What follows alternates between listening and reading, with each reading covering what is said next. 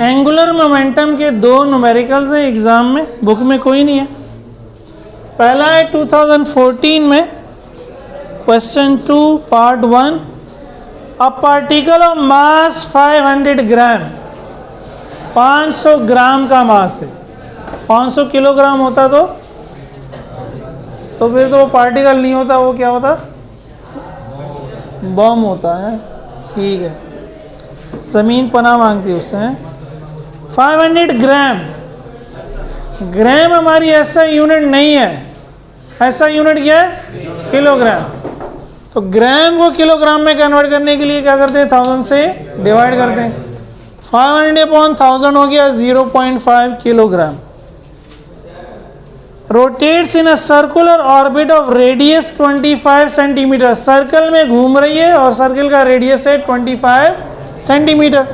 Are हो गया 25 centimetre. Again centimetre ऐसा यूनिट नहीं है, सेंटीमीटर को मीटर में कन्वर्ट करने के लिए 100 से डिवाइड कर दिया। 25/100.25 मीटर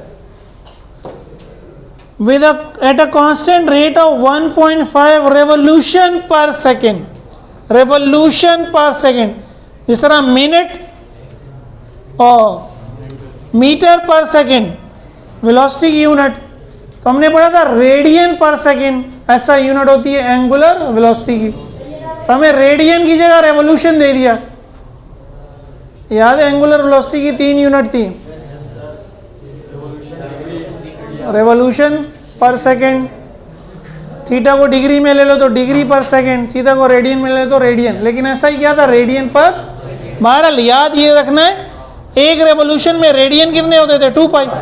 तो रेवोल्यूशन की जगह आ गया 2 पाई, ये रेडियन बन गया। 1.5 को 2 पाई से मल्टीप्लाई किया, 9.42 रेडियन पर सेकेंड।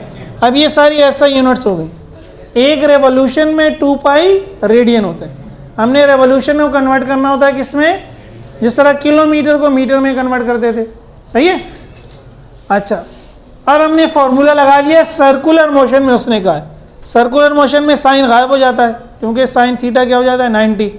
तो L बराबर हो गया mv/r, कल निकाला था याद है।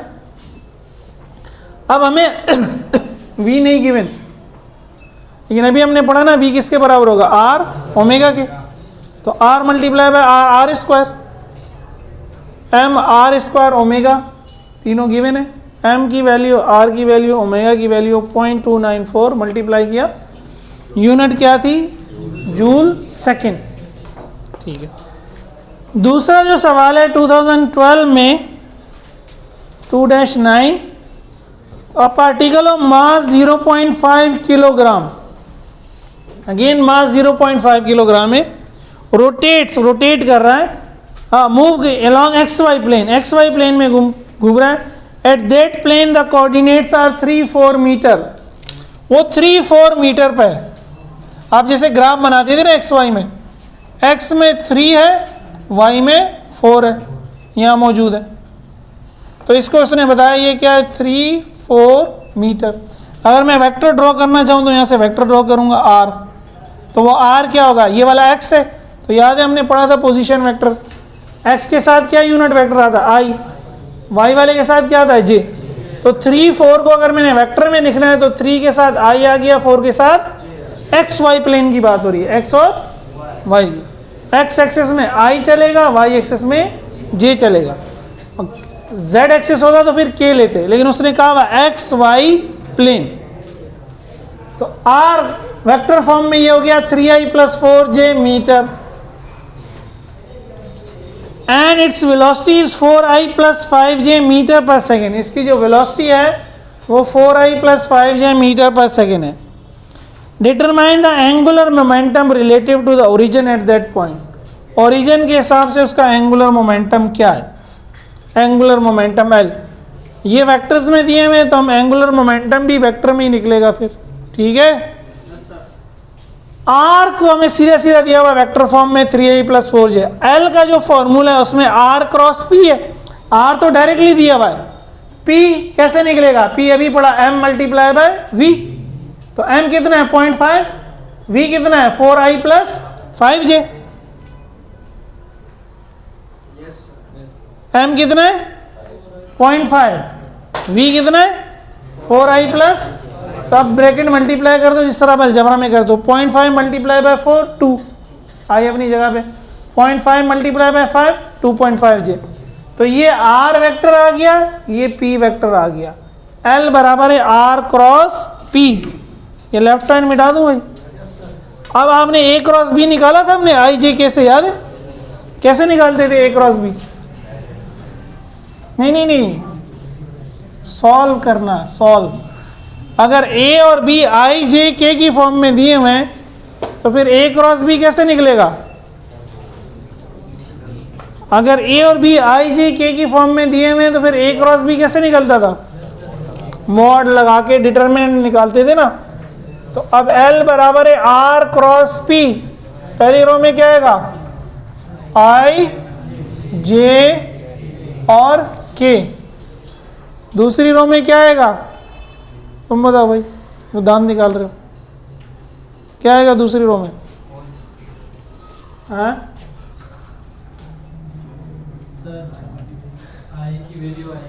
क्या क्या वैल्यू आएगी? 3 और 4, वेरी गुड। दूसरी रो में आएगा i के साथ 3 है तो 3 आएगा, और j के साथ 4 है, k है ही नहीं तो k क्या हो जाएगा 0। यही क्या पढ़ा था ना, क्यों भाई यही पढ़ा था। दूसरी रो में p आएगा, p में i के साथ क्या है 2, j के साथ क्या है, k के साथ क्या है, आगे सॉल्व खुद कर सकते हो, ये हमने किया था एक क्रॉस भी, वैसे बहुत आसान है ये, ठीक है ना, खुद कर लोगे, आंसर भी दिया हुआ है, ठीक है, ओके।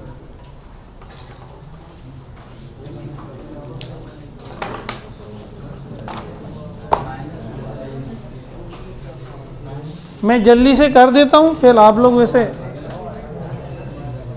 देखिए, पहली रो तो छुप जाएगी,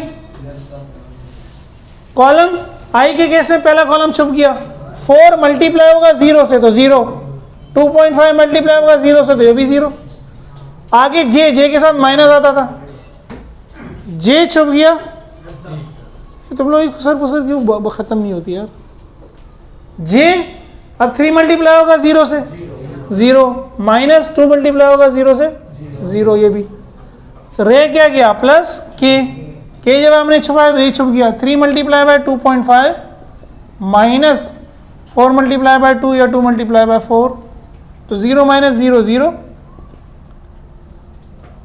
माइनस जे, फिर 0 माइनस 0 0 प्लस के, 3 multiply by 2.5 7.5, 4 multiply by 2 8, 0 multiply by I 0, 0 multiply by J 0 plus के 7.5 माइनस 8 माइनस 0.5, तो L क्या हो गया 0, तो कोई वैल्यू नहीं है, माइनस 0.5 मल्टीप्लाई बाय के माइनस 0.5 के, माइनस क्या बता रहा है, direction is out of the plane, और out of the plane direction कब होगी, जब बॉडी क्लॉकवाइज घूमेगी एंटी क्लॉकवाइज, ये मिटा दूं, आउट ऑफ द प्लेन नहीं, माइनस का मतलब होगा इनटू द प्लेन, भाई गलत बोल गया मैं भी, आप भी, मैं भी, मेरी हाँ में हाँ मिला दी है। Direction negative sign shows that, negative sign shows that body rotates clockwise ना, भाई कल ही तो पढ़ा था, लैला मजनू की तो बातें आ रही होती है, जब मैं सवाल पूछता हूँ तो लैला मजनू चुप हो जाते हैं, सारी चुप हो जाते हैं। Negative sign shows that body rotates clockwise, thus direction is into the plane।